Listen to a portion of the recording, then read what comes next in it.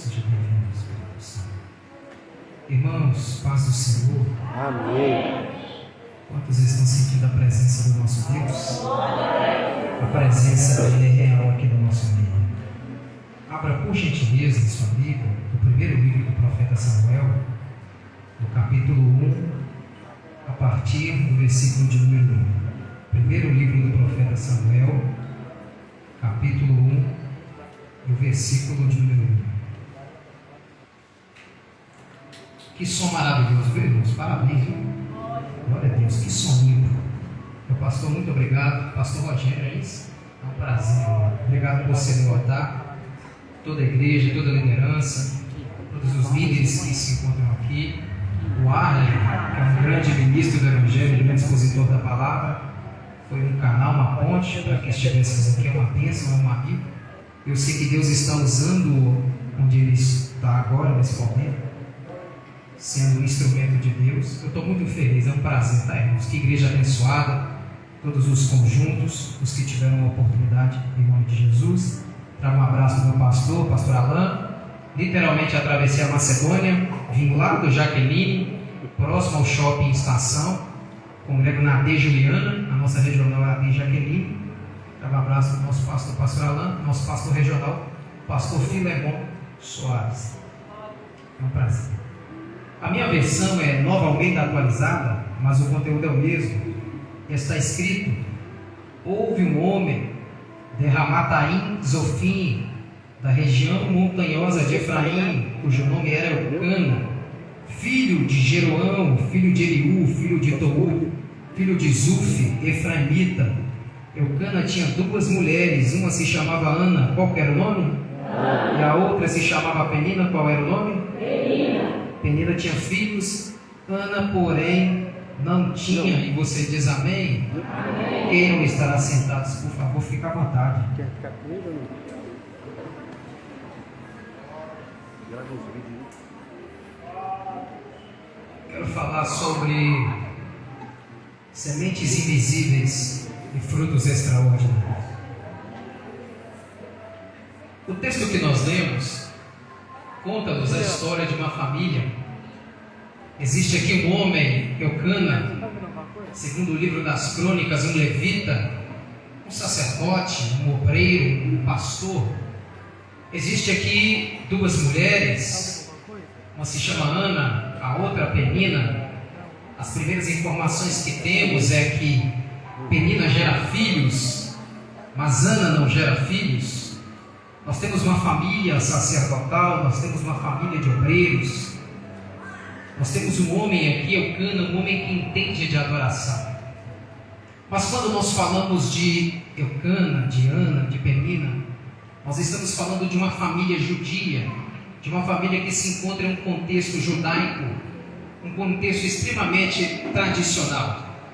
Não dá para comparar a cultura judaica com a cultura brasileira. Não dá para comparar os parâmetros dos tempos bíblicos, historicamente falando, com a cultura que estamos inseridos, a cultura brasileira. Quando nós falamos do povo judeu, nós falamos de um povo que valoriza a história. Quando nós falamos de judaísmo, nós estamos falando de um povo que mergulha a fundo nas suas próprias histórias. Nós estamos falando de um povo tradicional, um povo que valoriza suas raízes familiares. E quando nós temos essa informação aqui, que dentro dessa família existe uma mulher que não gera, existe uma mulher infértil, nós temos aqui um grande problema dentro da sociedade judaica. Eu quero que você use toda a sua imaginação. Existe um homem aqui, Eucana, que está indo todos os anos até Siló para oferecer sacrifícios, para ministrar diante do Senhor. E quem sabe Eucana se encontrava com seus colegas levitas, sacerdotes, e quando alguém observava Eucana, alguém percebia que Eucana não tinha filhos. A tradição judaica chega a dizer que Penina na verdade era uma concubina, porque se você for observar a atenção que Eucana dá para Ana, apesar de Ana não gerar, se você for observar o amor contido no texto de Eucana para Ana, implicitamente nós vamos perceber que há uma atenção maior de Eucana para com Ana. É por isso que a tradição judaica chega a dizer que Penina na verdade era uma concubina. Eu imagino, sem ferir o texto, que Eucana está indo ano após ano até o templo para oferecer os seus sacrifícios. E o alvo, o olhar da sociedade está diretamente voltado para aquela família. Há uma cobrança aqui implícita para a família de Eucana. Há uma cobrança da sociedade por causa de um filho, por causa de um fruto. A família, os avós, quando se contraía o matrimônio, já perguntava: e aí, onde estão os filhos? E aí, onde estão os frutos do matrimônio? Ana aqui está vivendo uma crise terrível. Ana aqui está vivendo uma crise familiar terrível.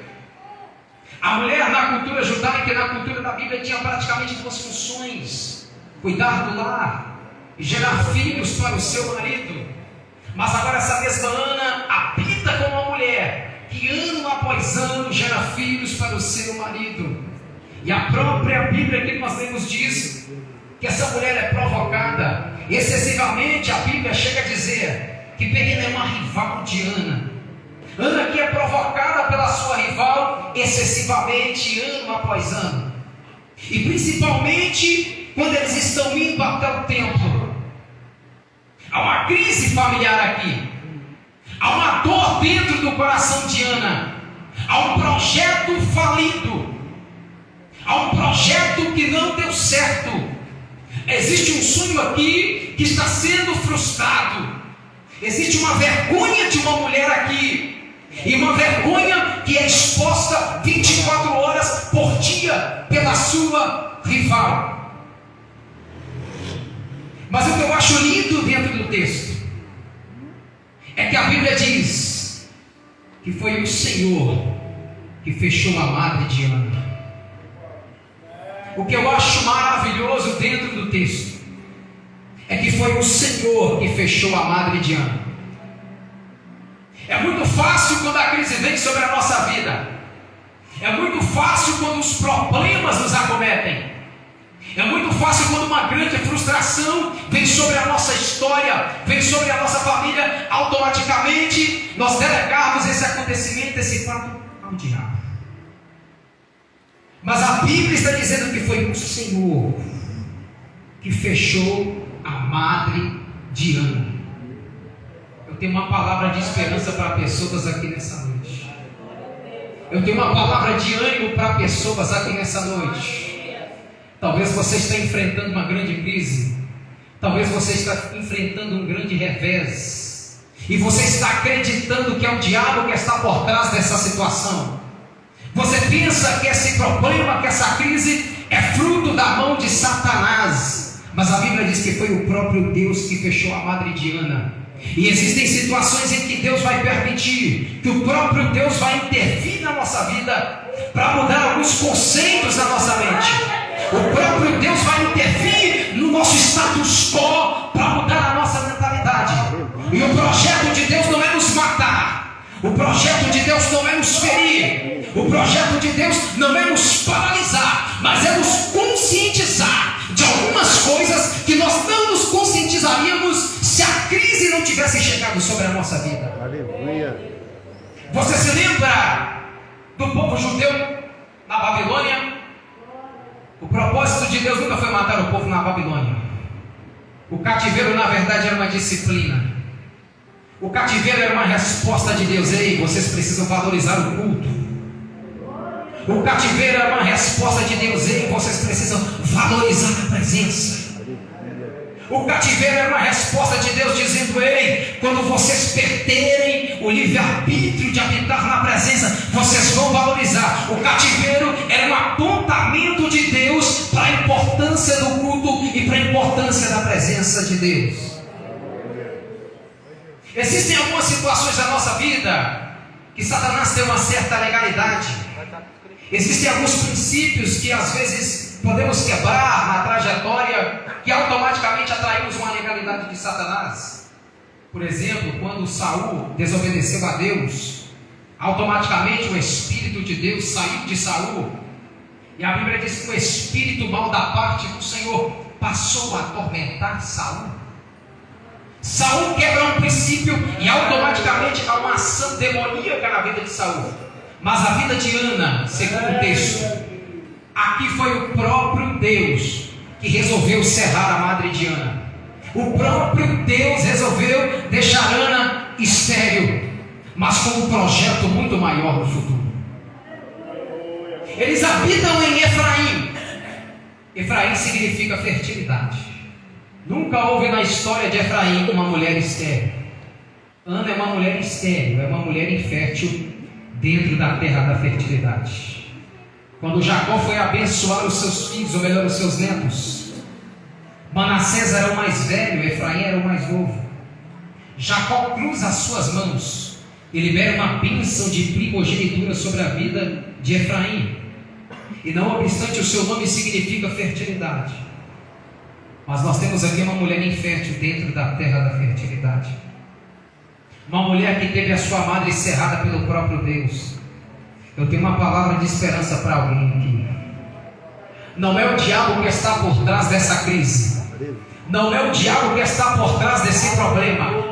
Essa crise não é fruto da ação de Satanás. É o próprio Deus que permitiu essa crise chegar sobre a tua vida para extrair o melhor de você. É o próprio Deus que permitiu esse problema para que você voltasse os seus olhos para coisas que você não olhava. É o próprio Deus que permitiu esse problema para que você enxergasse coisas que você não enxergava. É o próprio Deus que está permitindo essa crise na sua vida para que a sua modalidade de culto mude. É o próprio Deus que levantou essa crise não para te matar, mas para te fazer alguém mais forte no meio dessa crise, no meio desse deserto. Mas você vai sair vitorioso do meio do deserto.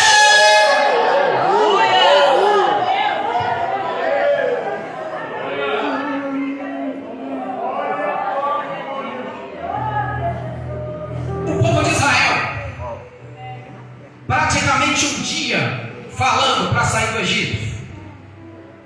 40 anos para Deus tirar o Egito do povo. E o tempo no deserto é proporcional ao nível de maturidade. E o tempo no deserto é proporcional ao nível de mentalidade. Quanto maior o tempo da imaturidade, maior o tempo no deserto. Enquanto a mentalidade não muda, o tempo no deserto não muda. Basta uma mudança de mentalidade e o deserto acaba. 40 anos dando volta, porque o Egito ainda habitava. Azeitonas são pressionadas, extrai-se o azeite. O carvão é pressionado, extrai-se o diamante. Ostras são pressionadas e extrai-se as pérolas. Eu estou dizendo que toda a pressão que você está enfrentando, que todo o problema que você está enfrentando, essa pressão que você está enfrentando, é o próprio Deus para te levar para um patamar muito maior.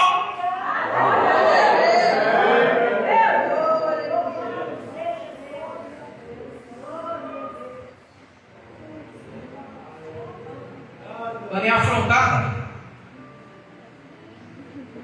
Ana é provocada excessivamente, Ana é pressionada por uma permissão de Deus para que Ana alcançasse um propósito. Ana está sofrendo uma pressão de uma rival para que ela saia da sua zona de conforto, para que no futuro ela gerasse um projeto muito maior. Mas eles estão indo até o tempo. E segundo o texto nos informa, o momento mais propício, o momento em que Penina mais se interessava em provocar Ana, pastores que se encontram exatamente quando eles iam até o templo. Há uma estratégia de Satanás aqui, há uma prefiguração de Satanás aqui. Satanás aqui está tentando roubar a importância do culto na vida de Ana. Penina aqui está tentando bloquear a importância do culto na vida de Ana, porque o diabo sabe que um culto pode mudar a sua história.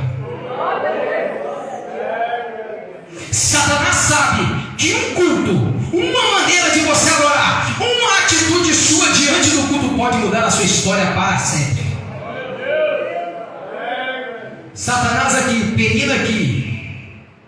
quer minar a adoração de Ana. A Bíblia diz que enquanto eles estavam indo no templo, a sua rival a provocava excessivamente. Só que o que eu acho lindo na vida de Ana é que, embora ela fosse provocada, ela não deixava de ir para o templo. O que eu acho maravilhoso na vida de Ana é que ela era excessivamente provocada, mas ela nunca deixou de vir para o templo. Alguém diz que não precisa vir mais para a igreja. Alguém diz que não precisa mais, não tem mais importância o culto. Alguém diz que não tem mais propósito em vir à igreja, não são os desigrejados. Mas eu venho dizer que ainda tem importância de estar no culto. Eu tenho uma palavra de Deus para alguém aqui que talvez estava pensando em parar de frequentar a igreja. Eu tenho uma palavra para alguém aqui que foi ferido, que foi machucado, mas eu vim para te dizer: não pare de vir para o culto. Eu tenho uma palavra para alguém aqui que está sendo pressionado, está vivendo grandes crises, mas eu tenho uma palavra para você: não deixe de vir para o culto, não pare de vir para o templo, não abandone o templo de Deus.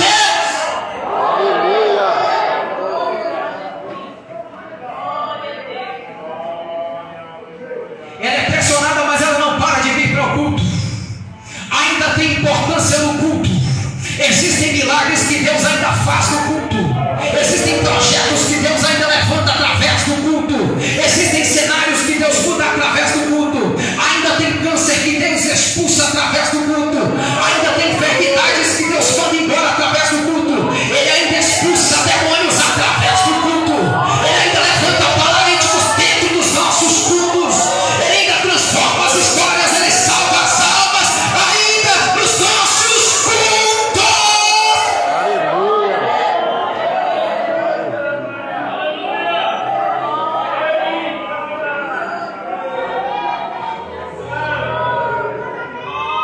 Ele pode se manifestar em todo lugar, ou melhor, ele está em todo lugar, mas ele não se manifesta em todo lugar. Existem ambientes proféticos, existem lugares proféticos preparados para que Deus opere. Existem ambientes propícios para que Deus venha operar. Em Lucas 24:49 ele disse: ficai em Jerusalém, até que do alto sejais revestidos de poder. Poderia ter acontecido em qualquer outro lugar, mas ele disse: eu quero em Jerusalém. Ele poderia ter feito em qualquer outro ambiente, mas ele disse: o ambiente profético, o ambiente da vitória, o ambiente do Pentecostes ainda é em Jerusalém, ainda é no ambiente de adoração, ainda é no ambiente de louvor, ainda é no ambiente de culto. Tem 120 de joelhos dobrados orando, uma multidão do lado de fora festejando, festa de Pentecoste. Tem 120 do lado de dentro dizendo: eu não arredo o pé daqui, tem uma festa muito maior para acontecer do lado de dentro. Oh, glória. Tem uma multidão festejando lá fora, brincando, pulando, mas tem pelo menos 120 que disseram: fiel é quem prometeu, fiel é quem fez a promessa. Daqui a pouco vai cair o Pentecostes, daqui a pouco a presença de Deus vai invadir, e tem uma festa muito maior para acontecer dentro do templo. Não é apenas mais um culto, não se engane. Não é apenas mais uma reunião, não se engane. É o culto da saudade, é o culto que Deus preparou, é o culto dos princípios antigos. Ainda é o culto em que Deus opera, ainda é o culto em que Deus se manifesta, ainda é o culto das línguas estranhas, ainda é o culto da manifestação do poder de Deus. Foi um dia de um culto como esse, foi um dia de um culto que seria um culto qualquer, que Deus me arrancou, Deus tirou o reumatismo do sangue da minha vida. Eu nunca tive projeto de ser pregador na minha vida, meu projeto era ser jogador de futebol. Lá no meu Instagram você vai ver depois, o meu projeto era ser jogador, até que a enfermidade bateu na minha porta e não tinha cura pela medicina. Mas foi num dia de um culto que poderia ser um culto qualquer, Deus arrancou o reumatismo da minha vida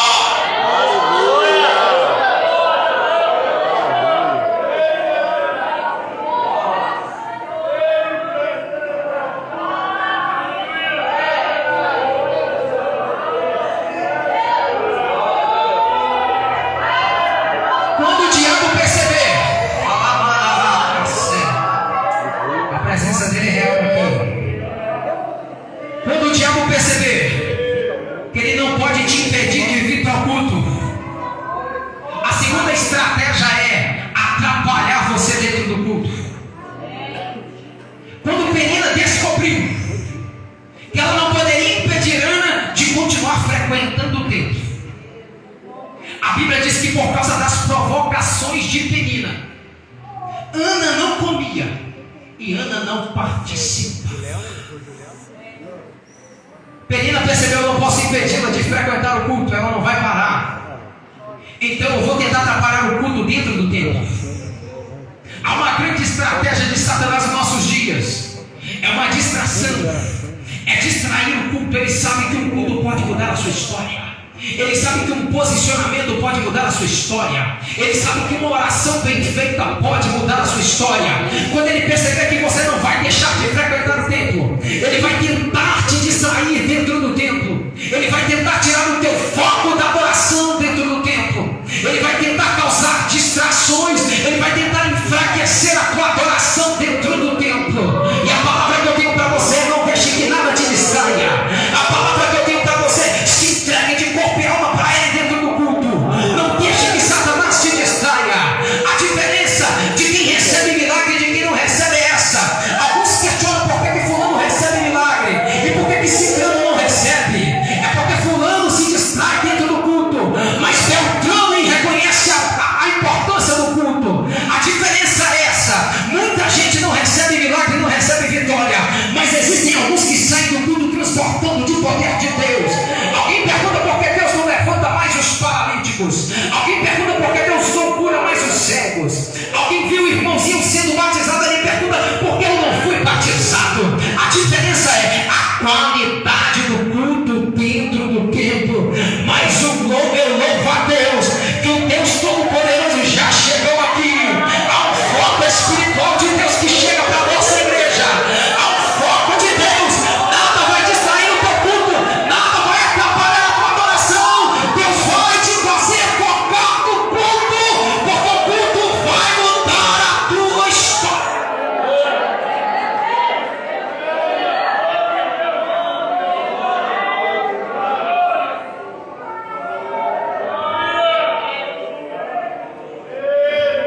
Posso te falar a palavra? Não se distrai. Não se distrai.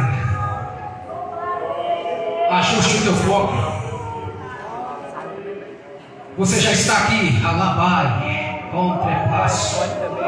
Você conseguiu chegar até aqui. Talvez você não tinha nem força de chegar até aqui, mas olha você aí, escutando um pregador humilde, um pregador simples.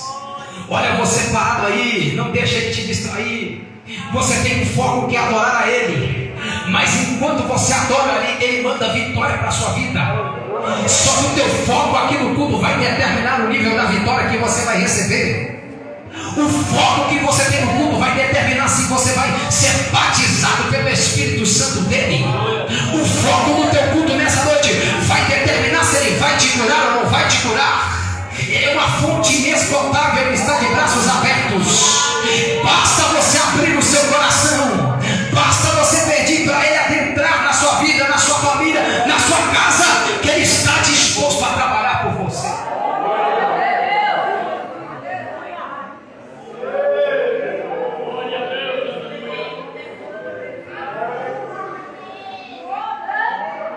Mas eu acho interessante, irmãos. Eu acho interessante que Ana frequenta o templo ano após ano. Ana está sendo pressionada, e o próprio Deus que permite a pressão. Só que a vida de Ana não muda. A história de Ana não muda. O foco de Ana estava equivocado. Ana tem uma crise, e o foco de Ana passou a ser ela própria. Ela está tão angustiada, ela está tão triste, ela não gera, ela não tem um projeto, que o foco do culto de Ana começa a mudar. E o foco de um culto que deveria ser para Deus, o culto começa a ser voltado para a própria Ana. Ela está indo até o templo ano após ano, e nada muda. Ela ora, está implícito no texto que ela ora.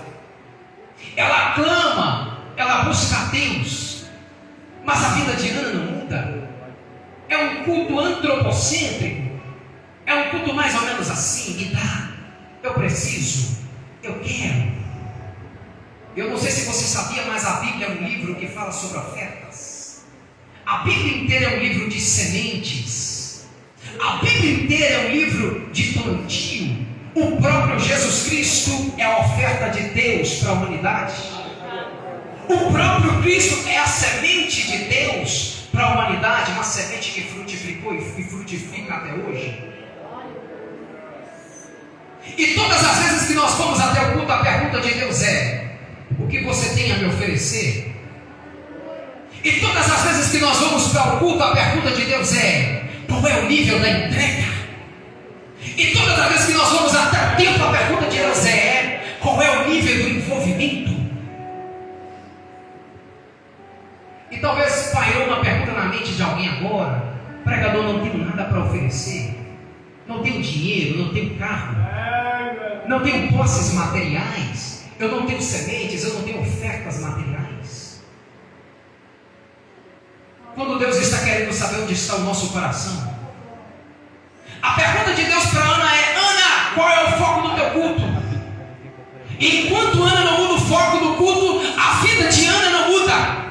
Deus lá de cima está esperando uma mudança de rota e de mentalidade de Ana. Deus estava dizendo: Ana, você não está entendendo que toda a pressão, que toda a crise que eu permiti na sua vida não é para te matar, não é para te parar, mas é para que você entenda que a sua dependência está totalmente nas minhas mãos.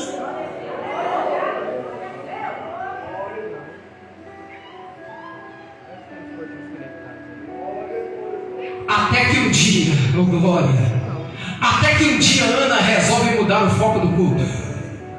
Até que um dia Ana decide mudar a rota da adoração. Até que um dia Ana decide mudar o ritmo, melhor, o propósito da semente. Ana entendeu. Enquanto o culto era antropocêntrico, era para mim, eu não recebi a vitória. Eu vou redirecionar o foco para quem é de direita, eu vou redirecionar o foco para Deus, o culto é para Deus. Até que Ana faz a oração mais ousada da história. Ela está diante do sacerdote ali, ela está chorando com amargura de alma, ao ponto do sacerdote ali pensar que Ana estava embriagada. Aparta de ti o vinho. Não, meu Senhor, eu sou uma mulher amargurada de alma, e na presença do Senhor tenho derramado a minha angústia. Até que Ana faz um voto, diz a Bíblia: se o Senhor me der um filho varão ou um filho homem, eu vou apresentá-lo todos os dias da sua vida ao Senhor. Vou consagrá-lo, pela cabeça dele não passará navalha, ele será um nazireu e servirá aos pés do Senhor. Ana precisava entregar uma semente para Deus. Ana precisava ofertar algo para Deus que ela nunca ofertou. Ana precisava de um nível de entrega que ela nunca entregou para Deus. Quem está entendendo diz amém. Amém. Já estou terminando. Ana precisava de um nível de envolvimento que ela nunca teve. Ana precisava fazer para Deus o que ela nunca tinha feito. Eu não sei se vai dar para compreender, é complexo até para mim. Ana fez um financiamento espiritual. Como assim, pregador? É dinheiro? Não estou falando de dinheiro, não. Que paradoxo é esse? Olha o que ela diz: se o Senhor me der, eu vou entregar ao Senhor. Que paradoxo é esse? Ela precisa tanto de um filho, ela precisa tanto de uma resposta, mas ela está dizendo que se Deus entregar para ela, ela vai entregar para Deus. E a pergunta que não cala é: qual era a oferta de maior valor na vida de Ana? Qual era a entrega, qual era a semente de maior valor na vida de Ana? A pergunta é: o que é que Ana mais necessitava na vida dela? Aí Ana olhou mais ou menos e disse: Senhor, dinheiro não tenho, mas o meu sonho, o porquê de eu entrar no templo o tempo todo, aquilo que eu ainda não tenho, antes do Senhor, ou melhor, se o Senhor me entregar, eu vou apresentar no teu altar. Aleluia. Ana está oferecendo uma semente que ela ainda não tinha na presença do Senhor. Aleluia. Deus me trouxe aqui só para te dizer: aquilo que você nunca fez para Deus vai determinar o nível da vitória que Deus vai garantir para você. O nível do seu culto vai garantir o nível do que Deus fará na sua vida nessa noite. A forma que você tem tratado a Deus vai ser a forma que Deus vai tratar você. Eu estou falando de uma geração de relacionamento. Eu estou falando de uma geração que ainda entrega no altar. E a pergunta que eu tenho para você: qual é o nível da sua entrega nessa noite? O que você está disposto a ofertar na presença do Senhor? A Bíblia diz que Deus visita Ana. O sacerdote ali libera uma palavra. Ela conhece Eucana conhece ela. E depois a Bíblia diz que o semblante de Ana não é mais o mesmo.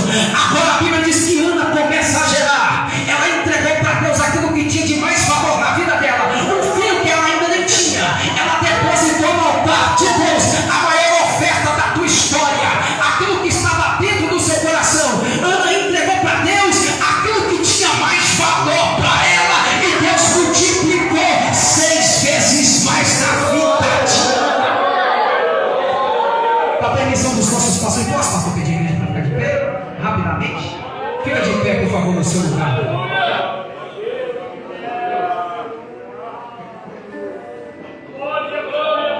Deus me tirou lá do Jaqueline, me trouxe lá do Jaqueline, só para dizer que o nível do teu culto vai fazer a diferença na sua vida nessa noite.